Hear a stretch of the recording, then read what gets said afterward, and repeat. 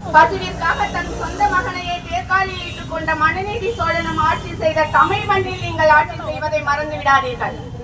உங்கள் தந்தை கண்ணகிக்காக பூம்புகார் நகரை நிர்மாணித்தார். அதற்கு காரணம் மனுநீதியின் மேல் அவர் கொண்ட பற்றுதானே. இன்று பிப்ரவரி 21 உலக தாய்மொழி தினம். ஆனால் எங்கள் தாய்மொழியாம் செம்மொழியில் தமிழ் தகுதி தேர்வில் தேர்ச்சி பெற இயலாத அந்நிய மொழியினர் எங்கள் வெற்றியை எதிர்த்து நீதிமன்றத்தில் எங்கள் பணிக்கு எதிராக தடையாணை வாங்கி இருப்பது நீங்கள் எங்களுக்கு பணி வழங்க தாமதித்ததால் தானே எங்களுக்கு இந்த நிலை. இன்னும் எத்தனை வழக்குகள் எதிர்காலத்தில் எங்களுக்கு எதிராக வருமோ? அதற்கெல்லாம் உங்கள் பதில் என்ன? எங்களுக்கான நீதி உங்கள் ஆட்சியில் என்று கிடைக்கும்?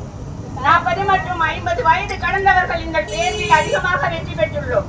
நீங்கள் பணி வழங்க தாமதிக்கும் ஒவ்வொரு நாளும் எங்கள் வயது ஏறிக்கொண்டும் பணி நாட்கள் குறைவதும் உங்களுக்கு புரியவில்லையா? 8 மாத கால காலதாமதத்தால் 58 வயது முடிந்துவிட்டு தேர்வு பட்டியலில் இருந்து 20 வெளியேறிவிட்டனர். அவர்களுக்கு உங்கள் பதில் என்ன? அவர்கள் இழப்பை எதை கொடுத்து உங்களால் ஈடு செய்ய முடியும்? குடிமக்களின் நன்மையை காக்கும் அரசே ஒரு நல்ல அரசாக இருக்க முடியும்.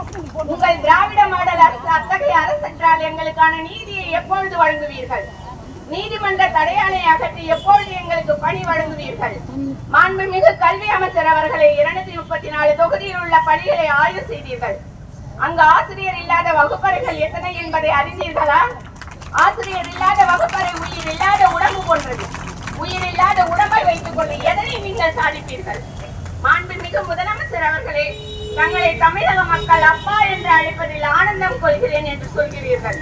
ஒரு அப்பாவிற்கு ஆண் பிள்ளையை விட பெண் பிள்ளையின் மீதுதான் பாசம் அதிகம். தங்கள் பெண்கள் துன்பப்படுவதை ஒரு நாளும் தந்தை விரும்ப மாட்டார்.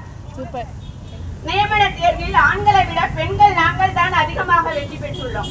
பெண் ஆசிரியர்கள் நாங்கள் வீடு விட்டால் பள்ளி, பள்ளி விட்டால் வீடு என்று இருந்த எங்களை வீதிக்கு வந்து பணிக்காக போராட வைப்பதுதான் உங்கள் தந்தை பாசமா? நான் பெண் கண்ணீர் விடுவதை ஒரு நாளும் தந்தை கொடுக்க மாட்டார். எங்கள் தந்தையாக எங்கள் கண்ணீரை நீங்கள் தான் துடைக்க